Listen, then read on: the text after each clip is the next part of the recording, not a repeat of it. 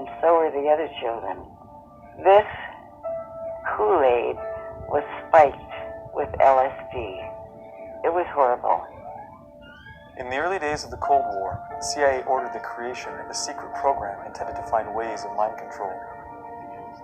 They funded an army of psychiatric institutions across the United States and Canada to perform experiments on unsuspecting patients using psychedelic drugs, sensory deprivation, electroshock treatment, and more. The program was known by its codename, MKUltra.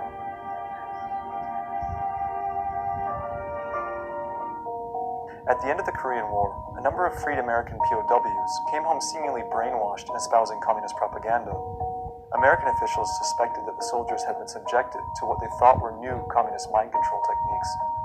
Alarmed by the situation, the newly formed CIA allocated $25 million for psychiatric experiments on human beings. It was the most secret program ever conducted by the CIA in the United States.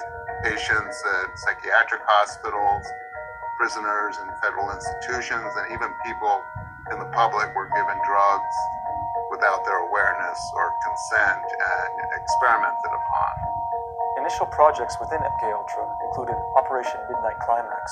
They established what were called safe houses, where prostitutes would lure men to these apartments, and then once the men were in the apartments, they were dosed with LSD, and then they were basically studied by CIA scientists, usually behind a two-way mirror. Another common practice was the hosting and observing of LSD-induced parties with live music. These parties were called acid tests, and the culture that grew out of them played a key role in the development of the hippie and psychedelic movements a few years later. However, some of the most damaging experiments occurred at the Allen Memorial Institute in Montreal, Canada. There, under the direction of infamous Scottish-American psychiatrist Dr. Ewan Cameron, unsuspecting patients, many of whom had common ailments such as postpartum depression, were experimented on with aggressive drug cocktails and extreme techniques. My father was a victim of Dr. Cameron. He was a 27-year-old, healthy skier, canoeer, very athletic, and he had asthma. They told him if he went to the Allen Memorial, they could cure his asthma. My father, Charles, was a patient of Dr. Cameron's. He had a trigeminal neuralgia, it's called, where there's a pain in the temple that radiates into the jaw that apparently is excruciatingly painful. They told him that it was psychosomatic, which it's not, but in those days, what did they know? So they sent him to a shrink. This shrink that he went to was working with Cameron, although we didn't know. So he put my father right into the program. I was having trouble with my parents, and my father and my stepmother decided to put me in the Allen Memorial Institute. They had no idea what went on in there. I was 16 when I was there. Dr. Cameron pursued a concept he called depatterning, which was meant to reduce patients to an infantile psychological state wherein doctors could take advantage of the person's cognitive vulnerability to attempt to rebuild their mind under the doctor's control. A popular method of choice to achieve this was called psychic driving. The day that my father was brought to the hospital, they immediately put him on insulin, to put him into like an insulin coma. They took clips from the interview with the shrink and put it on tape to run a loop under his pillow while he was put into this sleep treatment. He also was put in an insulin coma for 36 days with a recording beside him saying that your mother hates you over and over and over and over and over. That was beside my bed constantly, repeated between 250,000 and 500,000 times. Another common method was the use of extreme Page-Russell electroshock therapy. Page-Russell shock treatment is approximately 40 to 75 times the strength of a normal shock treatment. So it's really designed to wipe out the memory.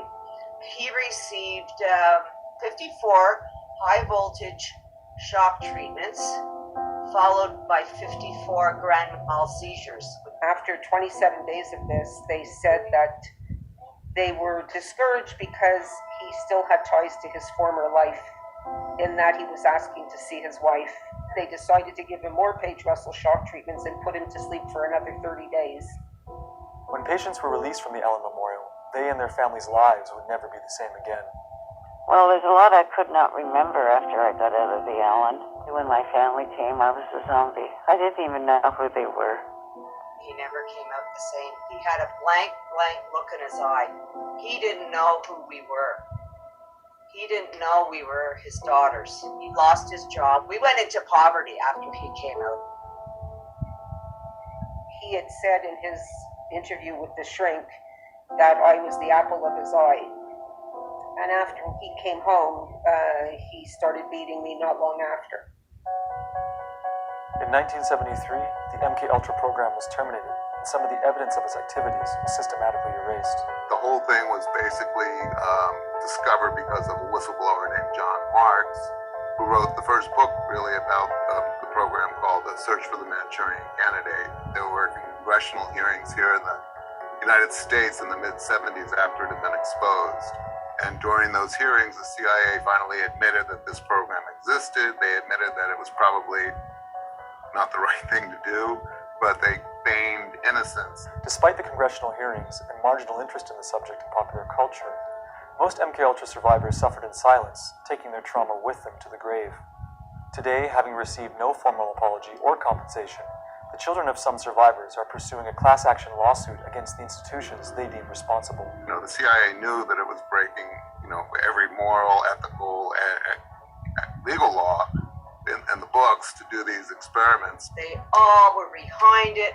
They all knew what they were doing, but they weren't doing it out of care or love. They were doing it out of military and political reasons. I am on medication now because of what happened to me when I was 16. I have not had any compensation or apology. I want everyone to know in Canada what went on in that horrible, horrible hospital. While historians and survivors have exposed MKUltra's exploits to the world, much remains unknown about its extent and wider impact. Given the highly sensitive nature of the program's activity, it is likely this will remain the case for years to come.